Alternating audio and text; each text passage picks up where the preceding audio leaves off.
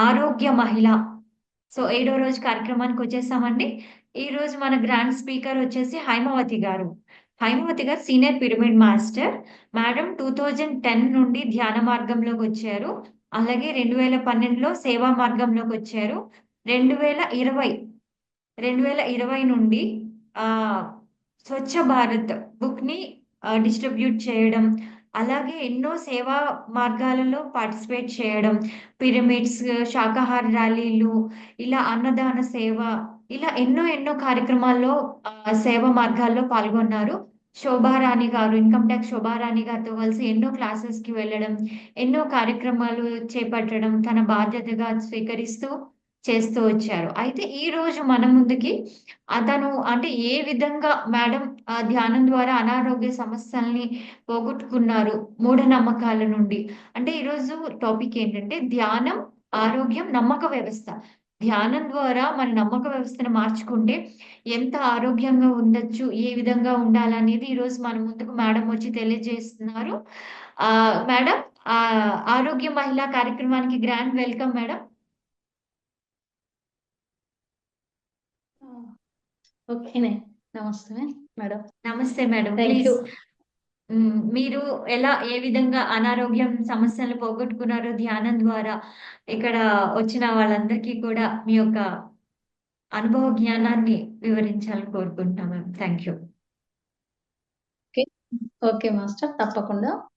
ముందుగా నాకు ఈ జన్మనిచ్చిన నా తల్లిదండ్రులకు కృతజ్ఞత తెలియజేసుకుంటూ, అలాగే నాకు ఈ జ్ఞానాన్ని అందించిన పితామహ పత్రిజీ గారికి నా హృదయపూర్వక వందనాలు తెలియజేసుకుంటూ, మరి నాకు జ్ఞానాన్ని పాటించడానికి ఎంతగానో తోడ్పడిన ఉమామహేశ్వరి గారికి భిన్నంగా ఆలోచించు, ఎప్పుడైనా ఎక్కడైనా ఆనందంగా జీవితం ఉండడానికనే దాని ద్వారా నేను పాటించిన జీవితాన్ని ఎంతో అద్భుతంగా తయారు చేసుకున్నాను.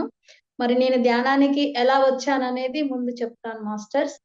నాకు అనారోగ్యం ద్వారా అంటే నాకు మొత్తం పూర్తిగా ఆరోగ్యం దెబ్బతిని మంచంలో ఉండి ఒక 6 నెలలు వాటరు తాగిన వామిటింగ్సే, ఫుడ్ అనేది లేదు. అలా వామిటింగ్స్, మోషన్ ద్వారా చాలా ఇబ్బంది పడి, నరకయాతన అంటే ఎక్కడో ఉండదు నరకము, ఈ భూమి మీదనే ఉంటది అనేది నాకు ఇప్పుడు అర్థమవుతుంది. అప్పుడు ఉన్న స్థితికి నేనేమనుకునేదాన్నంటే, అసలు నాకు ఇలా ఎందుకు జరుగుతుంది అని అనుకునేదాన్ని కాదు. నా కర్మ ఫలితాన్ని నేను అనుభవిస్తున్నాను అనుకునేదాన్ని. అంత బాధను కూడా భరిస్తూ ఉండేదాన్ని. అలా పడుకొని ఉండి ఇంకా కొద్ది రోజులయ్యాక ఆ ఊరు నుంచి హైదరాబాద్‌కి షిఫ్ట్ అవ్వడం జరిగింది మాస్టర్స్.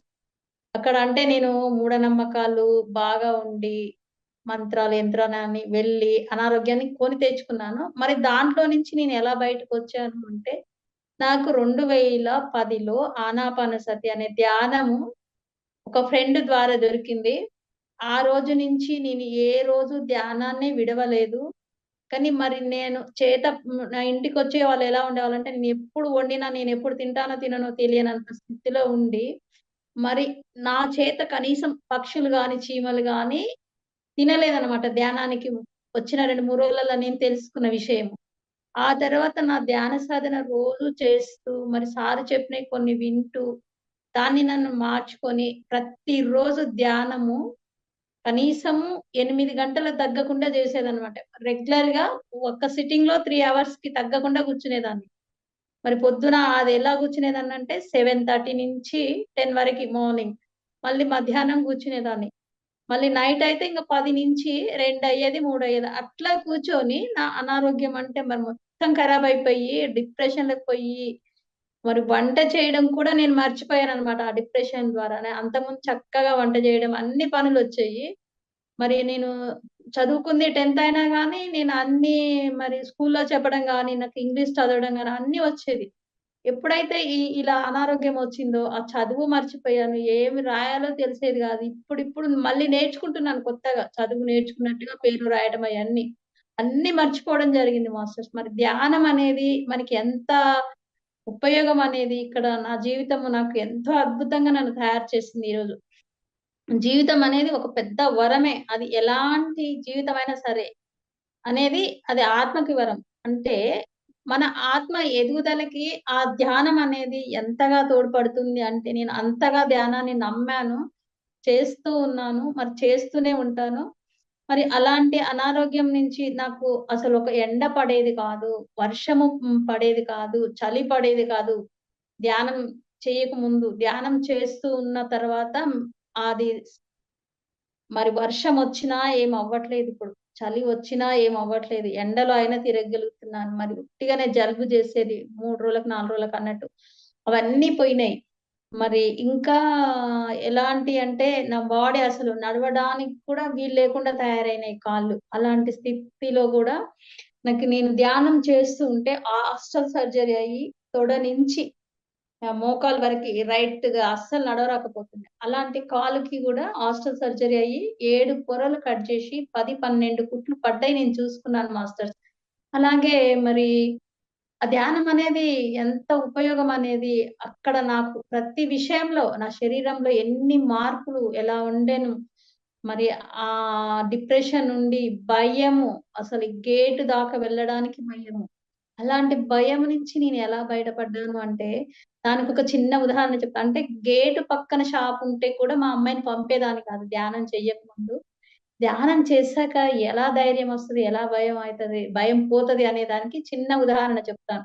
ఎందుకంటే మా అమ్మాయి కాలేజీకి వెళ్ళింది ఫస్ట్‌లో అన్నమాట. అయితే ఉప్పల్ నుంచి ఎల్బీ నగర్‌కొచ్చే బస్ ఎక్కకుండా తను ఇంకా ఉప్పల్ అటెళ్ళిపోయారన్నమాట.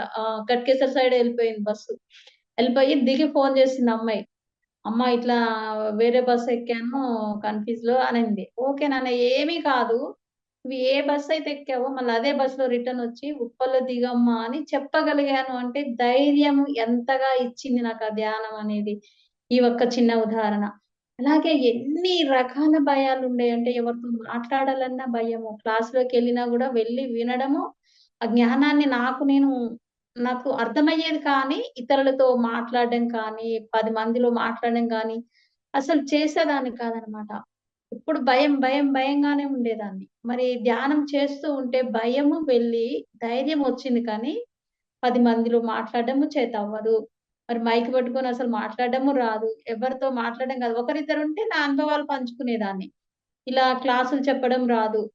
అలాంటియన్నీ నా జీవితంలో ఎంత అద్భుతంగా జరిగినాయి. మరి ఇంకా ఈ చేతులు ఇట్లా గూడా ఇట్లా ఏమి పట్టనిచ్చేది కాదు లెఫ్ట్ హ్యాండ్. అది కూడా ధ్యానం ద్వారానే తగ్గిపోయి మంచిగా ఇప్పుడు ఏ పనైనా చేయడానికి సహకరిస్తుంది మరి. ఇలాగా ఎన్నో మరి ఆ మంత్రాలు, యంత్రాలు అనేటివి అన్నీ మూఢనమ్మకాలతో ఉండి నేను అయన్నీ వదిలేసి ఇప్పుడు అద్భుతంగా జీవించగలుగుతున్నాను. మరి అట్లాగే నాకు 2010లో ధ్యానానికొచ్చినప్పుడు నేను ఇక్కడ అమరావతిలో జరిగింది ధ్యానమా చక్రం. అక్కడికెళ్ళినప్పుడు ఆ జనాలని, ఆ సైలెంట్‌నెస్‌ని చూసి ఫస్ట్ టైమ్ అన్నమాట. అసలు నాకు తెలియని ఒక ఆనందం. అలా ఆనందం అనేది అట్లా ఎంత అద్భుతంగా అనిపించిందంటే, అబ్బా! ఎంత బావుందిక్కడ అనేది అదొక మనకి అంటే మన ఆత్మకి అది నచ్చుతుంది అనేది నాకు అప్పుడు తెలియదు. అక్కడ 24 అవర్స్ మెడిటేషన్‌లో కూర్చున్నాను. ఎందుకంటే ఈరోజు మార్నింగ్ కూర్చుంటే రేపు మార్నింగ్ 7 వరకి కూర్చున్నాను. అసలు వాష్‌రూమ్‌కి లేవడం గాని, వాటర్ తాగడానికి లేవడం కానీ జరగలేదు. అలాంటి పొజిషన్‌లో నాకు కొంచెం ధూపయితుంది అని అనిపిచ్చింది. మరి ఆ టైంలో పత్రి సారొచ్చి వాటర్ తాపినట్టుగా హాస్టల్‌గా నాకు తెలిసింది మాస్టర్స్. మరి నేను ఎప్పుడు ధ్యానం చేస్తున్నా నాకు పిరమిడ్‌లు కనపడాయి. అసలు ఎందుకు కనపడుతున్నాయి అనేది నాకు తెలిసేది కాదు. కానీ కనపడేయి. ఎక్కడ కూర్చున్నా, ఎక్కడ పోయినా ఆ పిరమిడ్‌లు కనిపిస్తుండేది. మరి 2011లో కూడా అక్కడికి వైజాగ్ వెళ్ళడం ధ్యానం మహాచక్రానికి. అక్కడ ఏం జరిగిందంటే మా పాపకి కొంచెం హిమోగ్లోబిన్ తగ్గిపోయి అసలు హాస్పిటల్‌కి చూయిస్తే అసలెక్కడెళ్ళొద్దు ఇంట్లోనే ఉండాలని జెప్పారు. అప్పుడు మరి ధ్యాన చక్రానికి ఎలా వెళ్ళాలి అనుకుంటే, మా అమ్మాయిని ఇంట్లో పెట్టి పోదామంటే, లేదమ్మా నేనక్కడికొస్తా. నాకక్కడికొస్తేనే తగ్గుతదని తను అంత నమ్మకంగా చెప్పారనమాట. అక్కడికి వెళ్ళడం జరిగింది. అయితే మేము పత్రి సార్ వస్తున్నారని లైన్‌లో నిల్చుండి ఉన్నాము. పాప ఇంకొంచెం లోపలికున్నింది. అయితే మా అందరిని వదిలేసి సారొచ్చి తనకి షేక్ హ్యాండ్ ఇవ్వడం జరిగింది. ఇచ్చినంక ఆ అమ్మాయిలో అసలు అద్భుతంగా మార్పనమాట. అంతవరకి నీరసంగున్నామె యాక్టివ్‌గా తయారయ్యి, మళ్ళీ ఇంటికి అంత అద్భుతంగా తిరిగొచ్చాం అసలు. అంటే ధ్యానం అనేది మరి పత్రి సార్ అంతగా ఎందుకు చెప్తున్నారు అంటే, ధ్యానం చేస్తే మన జీవితంలో ఎంత అద్భుతంగా ఉంటాము. మరి మన ఆలోచన విధానం మారుతది. మనలో ప్రేమతత్వం పెరుగుతది. ఇంకా ఎన్నో ఇతరులను చూసి విమర్శించడం అనేది మానేస్తాము. అంటే విమర్శ అనేది ఒక ఇద్దరు వ్యక్తులను కూర్చొని మాట్లాడితే, మూడో వ్యక్తి గురించే మాట్లాడతాం. అలా మాట్లాడకూడదు అనేది పత్రి సార్ చెప్పిన ఫస్ట్‌లో 1, 2 రోజులు విని అది అర్థమయ్యి, అర్థం కానట్టు మళ్ళీ దాన్ని ఆచరించడం తగ్గింది.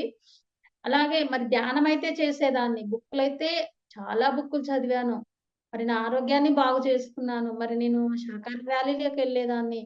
క్లాసులు ఎక్కడున్నా వెళ్ళడం జరిగేది. మరి ఇట్లా 2012 నుంచి 18 వరకి జోల పట్టుకొని వీధి వీధి అన్నట్టు అన్నదానానికి తిరగడము జరిగేది మాస్టర్స్. మరి అలా తిరుగుతున్నప్పుడు తెలియని ఆనందం అంటే అది తెలియకుండా నాకు ప్రకృతి బాగా సహకరించేది. మరి ఇక్కడ ఓంకారేశ్వరిలో మౌన ధ్యానం పెట్టారు 5 డేస్. అక్కడ కూడా ముందేం చెప్పారంటే, బుక్ జేసుకోవాలి ముందే అనన్నారు. అయితే నేను నాకు బుక్ చేసుకోవడం తెలియదు. నేను చేసుకోలేదు మాస్టర్స్. అక్కడ గూడా ఎలా నన్ను ప్రకృతి నాకు సహకరించిందంటే, ఒక మేడం వాళ్ళకి ఫోను చేస్తే, "నేను బుక్ జేసుకోలేదు కదా! మరి నేను ఎట్లా వస్తాను?" అన్నాను. "ఆ! లేదు మేడం మీకోసమే నేను బుక్ జేసి పెట్టానన్నారు." అంటే ఆ విశ్వము, ఆ ప్రకృతి మనం ఏమీ ఆశించకుండా చేస్తుంటే, ఏ విధంగా నాకు సహకరించిందనేది ఇదొక నిదర్శనం మాస్టర్స్. అలాగే నన్ను ఎక్కడికంటే అక్కడికి ఎలా అంటే అలా తీసుకెళ్లడమే ఆ ప్రకృతి. నాకేమీ తెలియకుండా ఎళ్ళిపోవడమే జరిగేది మాస్టర్స్. అట్లా వెళ్ళినా కూడా అక్కడ నాకు ఆ పనులు చేయడం ఆనందం అనిపిచ్చేది. యెస్. 4 నుంచి నాకు ఆధ్యాత్మికంలో ఉన్నాను. కానీ నాకు అహంకారం ఉండేది. మరి నేనేం చెప్పినా కరెక్టే అన్నట్టుండేది. అయితే నేను మూఢనమ్మకాలను ఎక్కువ నమ్మేదన్నట్టు. ఎట్లా అంటే నా చిన్నప్పటి నుంచి మా నాన్నమ్మ నాకు ఏ చిన్న జ్వరం వచ్చినా ఒక యంత్రం కట్టియడం అది తగ్గిపోవడం. అలా నమ్మి ఉన్నాను. ఇంకొకసారి అమ్మ గూడా చెప్పారనమాట. మా అమ్మమ్మకి బాలేకపోతే ఒక బ్రాహ్మడొచ్చి ఇంట్లో కలశం పెట్టి పూజ చేస్తే తగ్గిపోయిందమ్మా అని జెప్పింది. అయితే ఇంకా నాకు బాగా లోపల నాటుకొని పోయి ఇట్లా ఇంకొంచెం ఏమన్నా ఇబ్బంది కాంగానే నాకేమో అయిందని నాకెవరైతే ధ్యానం నేర్పించారో ఫస్ట్ సార్‌ని అడిగి అదన్నానన్నమాట. లేదమ్మా నువ్వు ధ్యానం చెయ్యి అంటే నాకు అప్పుడు ఆ జ్ఞానం లేదు. చేయకుండా నాకేమో అయింది, ఏమో అయిందని మొత్తం అనారోగ్యం అయిపోయి అక్కడి నుంచి వేరే ఊరికి ట్రాన్స్‌ఫర్ అయితే అక్కడికెళ్ళిపోయినా. అప్పటికి ఇంకా నాకు కాళ్ళు నడవడానికి రాలేదు. అంటే ఒకరోజు సడెన్‌గా మధ్యాహ్నం పూట కాళ్ళు ఇంకా కూర్చోవడం రాదు, నిలబడడం రాదు. అసల ఇంకా ఇదైపోయినాయండి. ఎక్కడికక్కడే గీసుకొని పోయినాయి. అలాంటి సిట్యుయేషన్‌లో కూడా నేను ఏ రోజు కూడా ఏడవడం గాని, బాధపడడం గాని చేయకుండా నేనేమి నమ్ముకునేదంటే పూజ చేయడము, శివయ్యని నమ్ముకోవడం బాగుండేదనమాట. ఆ శివుని నమ్ముకొని ఓకే. ఆయన ఓం నమ శివాయ చదువుతూ ఉండేదాన్ని. అలా ఉండిన తరుణంలో వేరే ఊరికి ట్రాన్స్‌ఫర్ అయింది. అక్కడ వెళ్ళినాక మా బాబుకి ఒక డెంగ్యూ వచ్చి సీరియస్ అనమాట. అక్కడి నుంచి కూడా ఎలా బయటపడిందంటే, నేను అప్పటికి మానకేశ్వరి మాత ఇదిలో ఉండి పూజ చేస్తూ ఉండేదాన్ని. ధ్యానం హాఫ్ ఎన్ అవర్ ఉండేది. ఆ! ఏంటి అమ్మ అనంగానే బాబుకి కొంచెం మంచిగా అయినట్టుగా బ్లడ్ దొరికినట్టుగా చూయించడం జరిగింది అమ్మవారు. అలాగే ఆయన మంచిగా అయ్యాడు. తర్వాత అక్కడే మేమున్న ఓనర్ ఏం చేశారంటే, "ఇక్కడ ఒక అయ్యగారు ఉంటాడు. మీరు వెళ్లి అడగండమ్మా. ఆయన మంచిగా చేస్తాడు" అని చెప్పింది. అయితే అక్కడ నేనేం చేశానంటే, వారం రోజులు తిరగడం అయిందన్నట్టు ఆ గుడిలోకి అయ్యగారి కోసం. వారం రోజులకే ఆయన దొరికాడు. అప్పుడు వెళ్ళంగానే ఏం చెప్పాడంటే, అబ్బాయికి అంతకుముందు 2 జరిగినాయి. ఇది 3 ఇలా జరిగినాయి. ఇంకొకటి ఫిబ్రవరిలో జరుగుతదని చెప్పాడు. డిసెంబర్‌లోనే మా బాబుకి డెంగ్యూ వచ్చింది. ఆ టైంలో ఇంకా ఒక తల్లిగా నేను అంత ధ్యానం లేదు కాబట్టి, భయంతో ఆయన దగ్గరికి వెళ్లి నేను పూజ చేయించడం జరిగింది. పూజ చేయించినంక బాబుకు తగ్గలేదు కానీ నన్ను మొత్తము ఎలా అంటే, ఇంక డబ్బులు మొత్తం లాగడం. ఈ పూజ చేస్తాను, నీకు వీళ్ళు చేశారు, వాళ్ళు చేశారని డబ్బులు అడుగుతా ఉండేవాడు. మా సార్ ఇస్తుండేవాడు. అలా ఇవ్వడం ఇంకొక 3 నెలలు కొంచెం లేసి తిరిగాను కానీ, అప్పటికి అన్నం లేదు. నీళ్లు తాగినా, మరి గ్లూకోజ్ వాటర్ తాగినా, మోషన్స్ లీటర్లు వామిటింగ్స్ అలా వచ్చి చాలా నరకం అన్నమాట. ఇంక మరి నా తలలో ఇవేమి ఈ అవన్నీ ఈ మనం గుండు సూదులుంటాయి. అవేసి రుద్దాడు. నేను కళ్ళు మూసుకొనుండి ఈ శివుడిని మాత్రమే తలుసుకునేదాన్ననమాట. అంత బాధలో కూడా. ఆ బాధను భరిస్తూ ఉండేదాన్ని. ఆయన నీకు ఇది జేశారు, వాళ్ళు జేశారని చెప్పేవాడు. నేనేమనేదాన్నంటే, నా కర్మ ఫలితం అనుభవిస్తున్నానేమో, నాకు ఎవరైతే చేస్తారో వాళ్ళకు అదే అనుభవిస్తారు. నేనెందుకు తిట్టడం నా నోటితో అని నేను అనేదాన్ని. అట్లా ఉండి ఒక 6 నెలలు వచ్చి ఇంత పసిపిచ్చేవాడు. తాగేదాన్ని. పడుకునేదాన్ని. ఆయన పోంగానే వామిటింగ్స్ అయ్యేది. మళ్ళీ మోషన్స్. ఆ 2 మోకాలు తెచ్చి పొట్టలో పెట్టి పడుకునేదాన్ని. ఇంకా ఆ తత్వంలో ఎలా అయిందంటే, నా శరీరంలో ఎన్ని పేగులైతే ఉన్నాయో, అన్ని పేగులకి హోల్స్ పడినట్టుగా నా అనుభూతి నేను చెందాను మాస్టర్స్ అసలు.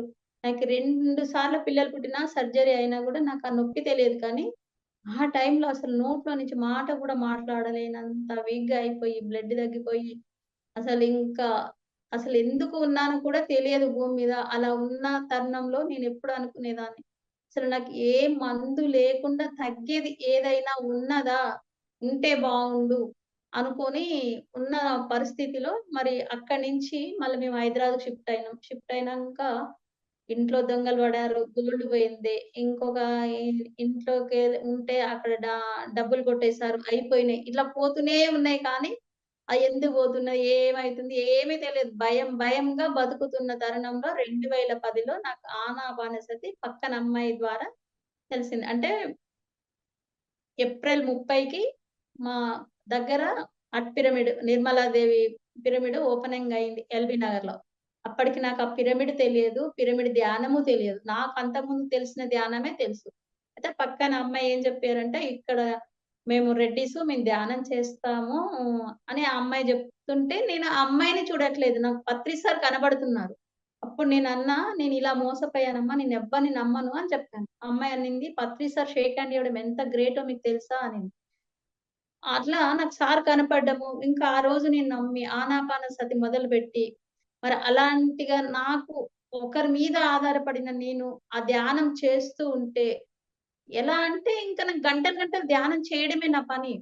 నా నాకు ఎవ్వరు ఏం చెప్పినా నమ్మడం అనేది ఎలా ఉండేదంటే, నా లోపల ఏం లేదు కాబట్టి ప్రతి ఒక్కరు అలాగే ఉంటారని నమ్మేదాన్ని.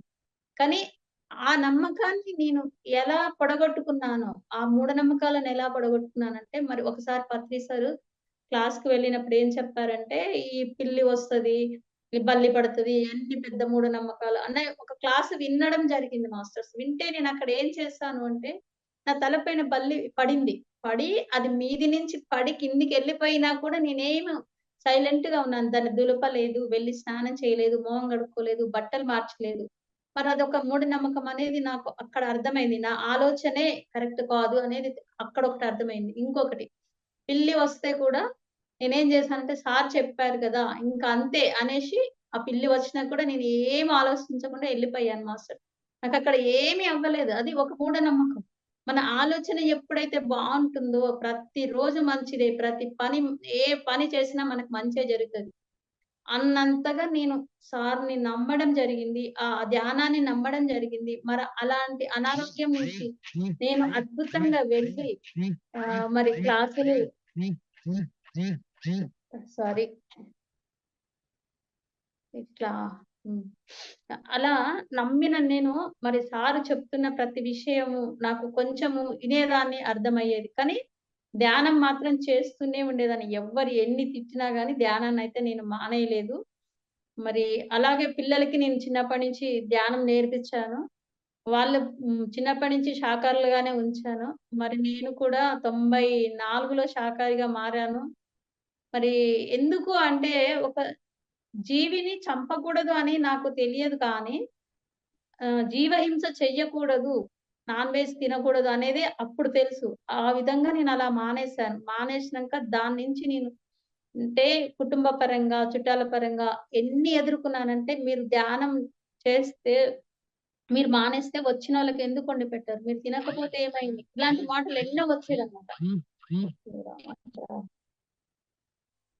అలా అంటూ ఉంటే నేనేం చేసేదాన్నంటే, మీరు గుడికి వెళ్తారు, ఈరోజు తినరు కదా!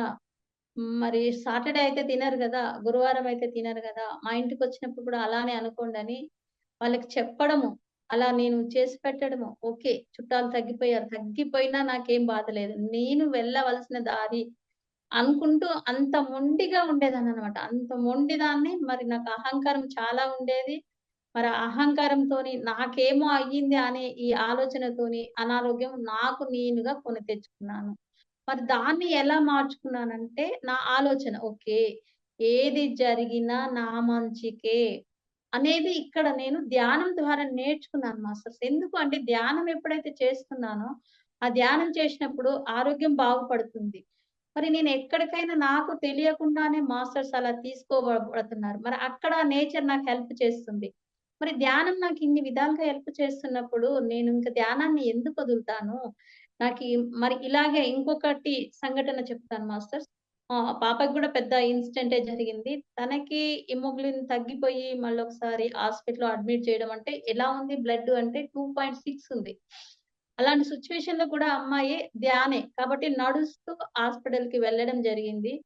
అయితే ఎవరైతే ఆ బ్లడ్ టెస్ట్‌లు అయన్నీ చేసినానన్నారు, "ఏంటమ్మా నీకసలు గింత భయం లేదా? అమ్మాయి అట్లా నడిస్తే ఎక్కడన్నా రోడ్ మీద పడిపోతే" అన్నారు. "ఏం పడిపోదు. ఆమె ధ్యానం చేస్తది" అని చెప్పేసాను. అయితే మరి హాస్పిటల్ అడ్మిట్ అవ్వాలన్నారు. సరే అని హాస్పిటల్‌కి తీసుకొనెళ్ళాం మాస్టర్స్. నైట్ 11కి వెళ్తే అక్కడ ఏమన్నారంటే, "ఎవరు ఈ పేషెంట్" అంటే, "ఈ అమ్మాయి" అంటే, "ఆ! పోయి బెడ్ మీద పడుకో" అన్నారు. ఆ పాప పడుకుంది కానీ, ఆళ్ళెప్పుడైతే రిపోర్ట్స్ ఓపెన్ చేసి చూసారో, వాళ్ళైతే హాస్పిటల్‌లో చాలా భయపడుతూ వణికిపోయారు. నేను మాత్రం భయపడలేదు మాస్టర్స్. చక్కగా కూర్చొని ఆమెని ఐసీలో పెట్టినా గూడా నేను బయట కూర్చొని చక్కగా ధ్యానం చేస్తున్నాను. మరి అదే పాప అక్కడ ఉంటే లోపల పత్రి సార్ వచ్చి ఉన్నారంట. మరి స్టార్స్ అవన్నీ కనపడ్డాయంట తనకి. అంటే మనము ఏదైతే నమ్ముకొని చక్కని సరైన దారిలో, సరైన మార్గంలో వెళ్తూ ఉంటే గురువులు మనకెప్పుడు తోడుగానే ఉంటారు. వాళ్ళు మనకి తెలియకుండానైనా మనకి నాకు అంటే అందరికి భౌతికంగా సార్ ఎన్నో చేసుంటారు. కానీ నాకు హాస్టల్‌గా నేను కొంచెం బాధపడుతున్నా గూడా సార్ అలా నాకు కనపడి నేను ఉన్నాను అని చెప్పేవాళ్ళు. మరి ఇట్లా నేను ధ్యానం మూఢనమ్మకం అనేది ఎవ్వరమైనా మాస్టర్స్ ఎవ్వరిని పడితే వాళ్ళని నమ్మకూడదు. ఎవ్వరిని పట్టి వాళ్ళ దగ్గరికి వెళ్ళకూడదు. మన ధ్యానాన్ని నమ్ముకొని గట్టిగా ధ్యానం చేస్తే ఎలాంటి సమస్య నుంచి కూడా బయటపడొచ్చు. అనేది నేను ఈ ధ్యానం ద్వారా బాగా చక్కగా నేర్చుకున్నాను. నేర్చుకుంటున్నాను. మరి నాకు అలాంటి పెద్ద పెద్ద ఇంకొక సమస్య కూడా వచ్చింది మాస్టర్స్. ఎలా అంటే ఒకానొక సిట్యుయేషన్‌లో బాబు వేరే దగ్గరున్నాడు. ఆయన ఉన్న సిట్యుయేషన్‌కి నాకు 7/24 అంటే ఎప్పుడు ఫోను చేస్తాడా? ఎప్పుడు ఏం చేస్తాడా? అనేది నాకు తెలియదు. అయినా నేను టెన్షన్ పడకుండా ఆ అబ్బాయికి నచ్చజెప్పుతూ "నువ్వు ఇలా ఉండు నాన్న. నీకేం అవ్వదు నాన్న. నేనున్నాను నాన్న. ఇలా ధ్యానం చెయ్యి నాన్న. ఇలా ఉండు నాన్న" అన్న చెప్పిన ఒక్క నిమిషం ఊరుకునేవాడు. మళ్ళీ ఒక్క నిమిషం తర్వాత ఫోను జేసి, "ఆ!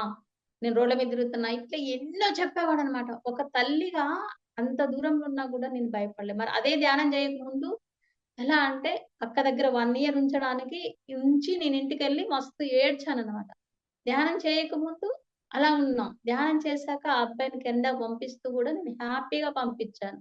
ఆ కెనడాలో ఉండి ఆయన అన్ని ఇబ్బందులు పడుతూ నాకు ఫోను జేషినా, బాధపడుతున్నా గూడా నేను నచ్చజెప్పి ఒక నెల రోజులు జరిగింది మాస్టర్స్. అలా అయ్యి ధ్యానం చేసే టైం గూడా ఉండకుండా అంటే ధ్యానంలో కూర్చునేదాన్ని. ఎప్పుడు ఫోనొచ్చినా ఎత్తడం జరిగేది. మరి ఆ అబ్బాయి ఏం ఇబ్బంది పడుతుండో వానికి నేను చెప్తూ ఉండాలి గదా! ఒక తల్లిగా నా ధర్మం కదా! నా బాధ్యత గదా! అని అట్లా చేస్తూ ఉంటే, నెల రోజుల తర్వాత నేను కడతాల్‌కెళ్ళడం జరిగింది మాస్టర్స్. అక్కడ పత్రి సారు షేక్ హ్యాండ్ ఇవ్వడము, ఎలా ఇచ్చేవాళ్ళంటే అంతకుముందు తెలుసు మామూలుగా ఇచ్చి ఇవ్వనట్టుగా ఉండేది. ఆ రోజు చాలా గట్టిగా ఇవ్వడం జరిగింది. అప్పుడు నాకేమనిపించిందంటే, ఒక గురువు మనం చేయాల్సింది చేస్తే మనకి ఎప్పుడు తోడుగానే ఉంటారు అనేది ఆయన ఇచ్చిన ఎనర్జీ నాకక్కడ అర్థమైంది మాస్టర్స్. నాకక్కడ ఎనర్జీ అవసరమైంది కాబట్టి పత్రి సార్ ఇచ్చారు.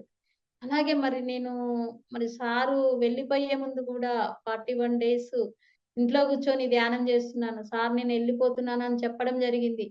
అంటే ఏదైనా నేను గట్టిగా నమ్ముకొని ఆ పని చేస్తూనే ఉన్నాను మాస్టర్స్. అయినా సరే నా ఆలోచన విధానం కొంచెంగా మారలేదు. అంటే విమర్శించడము, ఇలాంటియన్నీ తెలియదు. అది అంటే సార్ చెప్పారు. ఎవ్వరిని జడ్జ్ చేయకూడదు అనేది కానీ, ఆ జ్ఞానం నాకు లేదు. ఆ సాధన నాకు లేదు. ఎప్పుడైతే ఎక్కువ సాధన చేసి, ఎక్కువ బుక్కులని చదివి, ఆ జ్ఞానాన్ని అంటే ఎప్పుడు ఈ భిన్నంగా ఆలోచించు బుక్‌లో నుంచి ఎప్పుడైనా, ఎక్కడైనా ఆనందంగా ఉండడానికి సరైన ఆలోచన విధానాలని తెలుసుకొని, నా జీవితంలో తీసుకొని, ఆ పైన ఎడ్డింగ్ అని ఆనందం అనేది బాగా నచ్చింది మాస్టర్స్. ఆనందంగా ఉండే ప్రయత్నం చేశాను. చేస్తున్న కొద్దీ నాలో నాకు తెలియకుండా మార్పు చాలా జరిగింది. ఆ తర్వాత మరి ఎక్కడైనా పిరమిడ్‌లు కట్టాలి అంటే, దానికి నాకు తెలియకుండా డబ్బులివ్వడం జరిగింది. అయితే ఒకసారి మా ఊర్లో క్లాస్ పెట్టిచ్చి మేడంతో చెప్దామని అడిగాను. మేడం అన్నారు మరి ఇట్లా ఇప్పుడు పాపకి అయింది. మరి అట్లా బాబుకి అయింది. మా సార్ గూడా ఒకసారి హెల్త్ ఇదయింది. ఆయనని కూడా నేను కాపాడుకొచ్చాను. మళ్ళీ ఇంకొక సంఘటన చెప్తాను. ధ్యానం చేస్తే మనకి ఒకసారి పెద్ద యాక్సిడెంట్ అయింది పాపకి. అయితే కాలుకు దెబ్బ తగిలింది. బాగా బ్లడొస్తుంది. ఇంకా ఎనక మనం కూర్చునే ప్లేస్‌లో ఇంత బానే 2 ఇంచెస్ లోపలికెళ్ళింది. అయినా సరే కుట్లేయించుకోలేదు. ధ్యానం ఎంత ధైర్యంగా ఉంటది అనండి. అప్పుడేమనిందంటే మా అమ్మాయి, "అమ్మ ఏ జంతువులకి ఏం కుట్లేస్తున్నారు? మరి కాలుకైతే ఇట్లా ఎల్ షేప్ మొత్తం తోలు ఊసిపోయి అసలు కాలు తీసి అడుగు గూడా ఎయరాలేదు.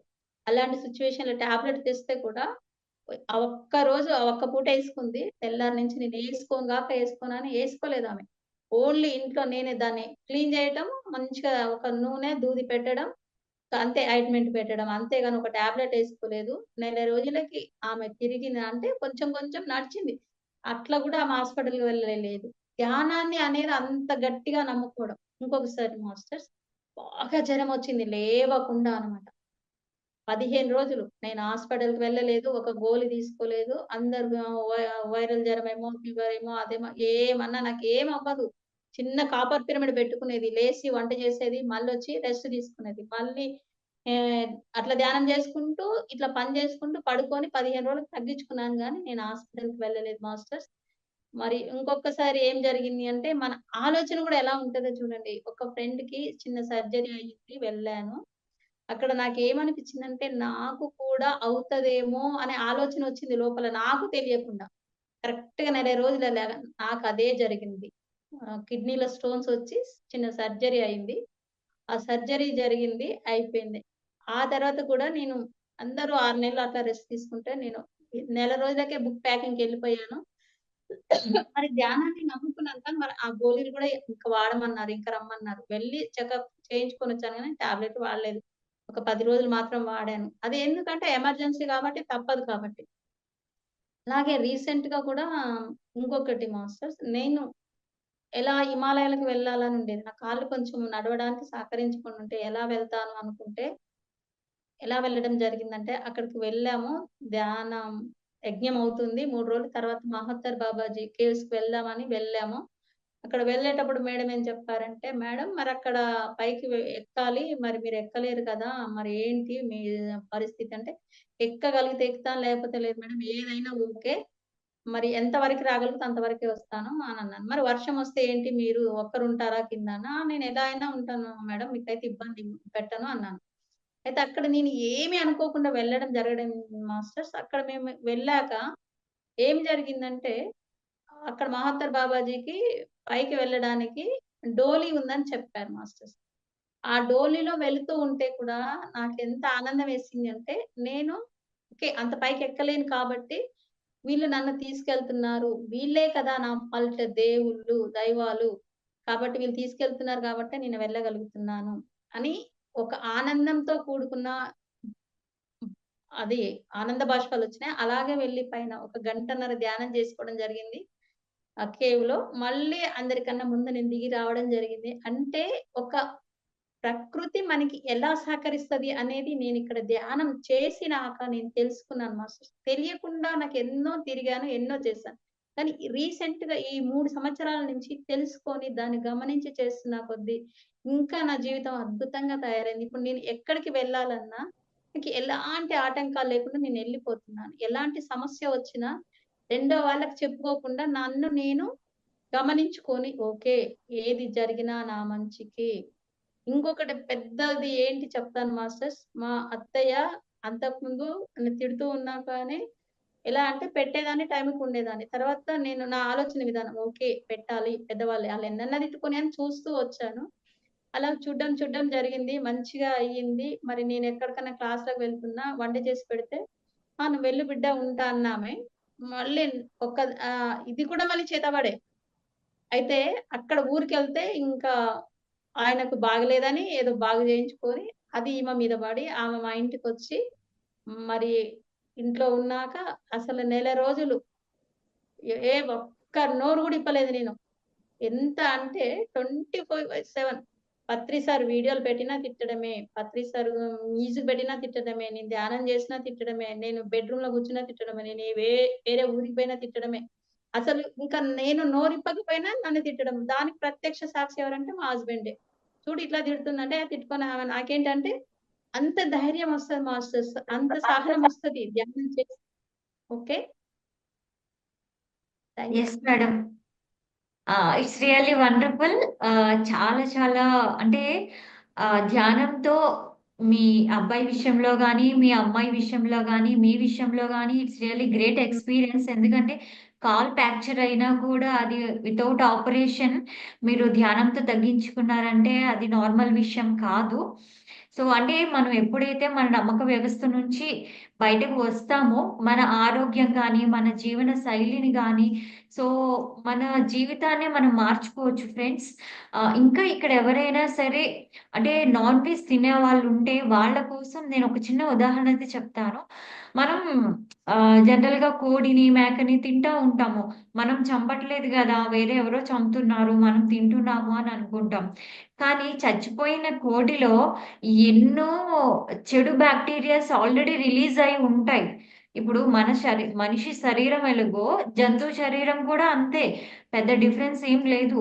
ఒక మనిషి తను కూడా పిల్లని కంటుంది. ఒక స్త్రీ తను కూడా గర్భం దాలుస్తుంది. పిల్లని కంటుంది. పిల్లల్ని కంటూనే ఉంటుంది. సో, ఇట్లా అలాగే కోడి కూడా తను కూడా గుడ్డును పెడుతుంది.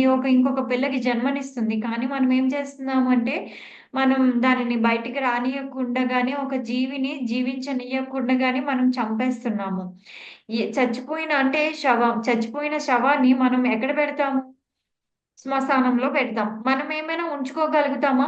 ఐస్ పెట్టెలో పెడతాము. అంతే. మహా అయితే ఒక ఒక రోజు ఉంచగలుగుతాం. రిలేటివ్స్ వాళ్ళందరూ రావాలి చూడాలని చెప్పి. అంతకు మించి ఉంచుకోగలుగుతామా? కంపు కొడుతుందని బయటికి పంపేస్తాం. అదే బ్రతికున్నప్పుడు నా బుజ్జి, నా కన్నా, నా బంగారం అని చెప్పి ఎంతో ముద్దులాడతాము. అమ్మ ప్రేమ లేకపోతే నాన్న గాని ఎవరైనా అవనివ్వండి. ఎంతో ప్రేమను కురిపిస్తూ వాళ్ళతో అసలు ఇట్లా హగ్ జేసుకొని దగ్గరగా ఆ బంధాన్ని ఇట్లా అనుకుంటాం. అదే ఒకసారి శ్వాస విడిచిన తర్వాత అది శవమైపోతుంది. దాన్ని మనం ఉంచుకుంటామా? ఉంచుకోము. ఎంత ప్రేమతో పెంచిన బిడ్డనైనా సరే, అది ఒకసారి ప్రాణం విడిచిన తర్వాత వెళ్ళవలసిన చోటికి పెడతాము. అలాగే చనిపోయిన కోడి గాని, దాన్ని కూడా ఈ జంతువుల్ని చంపేస్తున్నారు.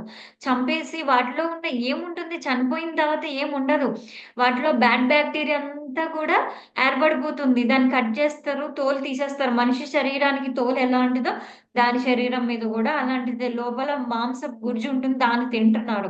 దాంట్లో ఇంకా ఎంతో ఏమంటారు చనిపోయిన బాక్టీరియాస్ ఇవన్నీ చాలా చాలా అది కంటికి కనిపించవు. బయటికి మాత్రం ఫ్రెష్ అని పెడుతూనే ఉంటారు. సో, అది మనకు ఫ్రెష్‌గానే కనిపిస్తది. కానీ దాంట్లో ఎంత చెత్తుందో. దానివల్ల తిన్న వాళ్ళందరికీ కూడా ఎన్నో రోగాలు వస్తూనే ఉన్నాయి. అది ఇప్పుడు కనిపించదు. సో, వస్తున్నాయి ఇప్పుడు. ఇప్పుడిప్పుడు చాలా మంది సెలబ్రిటీలు కూడా శాకాహారులుగా మారుతున్నారు. సో, చాలా మంది సెలబ్రిటీస్ ఇప్పటికి శాకాహారులుగా మారిన వాళ్ళున్నారు. సో, ప్లీజ్ ఫ్రెండ్స్ అందరం కూడా మనం తినే ఆహారం ఏం తింటున్నాము, లోపలికి వెళ్ళే ఆహారం మనం ఏ ఆహారం తింటామో మనం అన్ని సంవత్సరాలు బ్రతకడానికి ఉంటుంది. సో, చాలామంది మరి నాన్ వెజ్ తిన్నవాళ్ళు కూడా బ్రతుకుతున్నారు కదా! అంటే మనకేం తెలుసు వాళ్ళ శరీరంలో ఎన్ని జబ్బులున్నాయో మనం ఏమైనా లెక్క కడుతున్నామా? లేదు గదా! సో, ఏదో విధంగా వాళ్ళకి శిక్షింపబడుతూనే ఉంటుంది. చాలా ఈ మధ్యన ఫుడ్డీ వీడియోస్ చూస్తున్నారు. మార్నింగ్ ఒక వీడియో చూసాను. ఆవిడేదో పెద్ద అంటే ఏమంటారు ఫుడ్డీలాగా కోడి అంటే ఏమంటారు చికెన్ మాట. ఆ చికెన్‌ని ఇట్లా ఇట్లా పీసెస్‌గా తింటా పక్కన పడేస్తా ఉన్నారు. అరే! నాకొకటి థాటొచ్చింది. వీళ్ళు కోళ్ళు కోడి యొక్క కాళ్ళని ఇట్లా తింటా ఉన్నారు కదా! పార్ట్స్‌ని తింటా ఉన్నారు కదా! ఈళ్ళకి వచ్చే జన్మలో అయినా సరే వీళ్ళ పరిస్థితి ఏంటా అని ఆలోచిస్తా.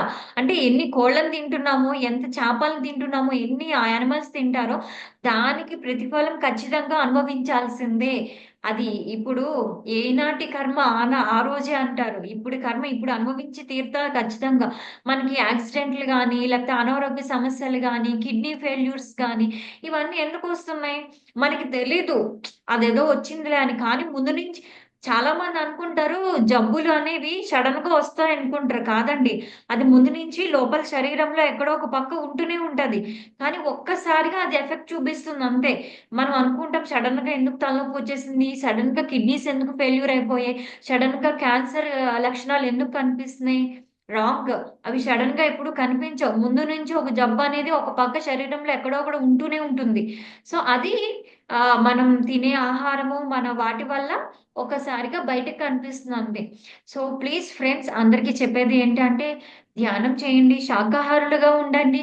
మనం ఎలా భూమి మీద ఆనందంగా జీవించడానికి వచ్చామో ప్రతి జీవి కూడా అలాగే ఆనందంగా జీవించడానికి వచ్చింది. So thank you. రేపు మన ముందు ప్రకృతి వైద్య నిపుణులు వచ్చేస్తున్నారు. సో ఇంకా చాలా మంచి విషయాలు తెలియజేయడానికి మనం అందరం కూడా దీపావళి అంటే క్రాకర్స్ కాల్చాలి లేకపోతే ఇట్లా అనుకుంటాం కాదండి. ఒక అడుగు మనతోనే మొదలవ్వాలి. అందరూ కాలుస్తున్నారు కదా! పోతే పోయింది. మనం గూడా ఒకటి కాలిస్తే ఏమైపోయిందని మనం ఆలోచించుకుంటాం కాదు. మనం ఒక్కళ్ళం మాత్రమే ఆదర్శంగా నిలబడాలి. నిలబడితే 10 మంది అది వాళ్ళలో మార్పొస్తుంది. సో, మనం ముందు మారాలి. మనం స్టెప్ వెయ్యాలి. మనం స్టెప్పేస్తేనే అందరిలో మార్పొస్తుంది. సో, మనం చక్కగా దీపాలు వెలిగించుకుందాము. దీపం అనేది మనలో ఆత్మారాముడు ఎట్లాగో ఆ దీపం కూడా అలాగే దీపం వెలిగించొచ్చు. కొంచెం హ్యాపీగా దీపం వెలిగిద్దాము. ధ్యానం చేద్దాము. ప్రకృతిని కాపాడుదాము.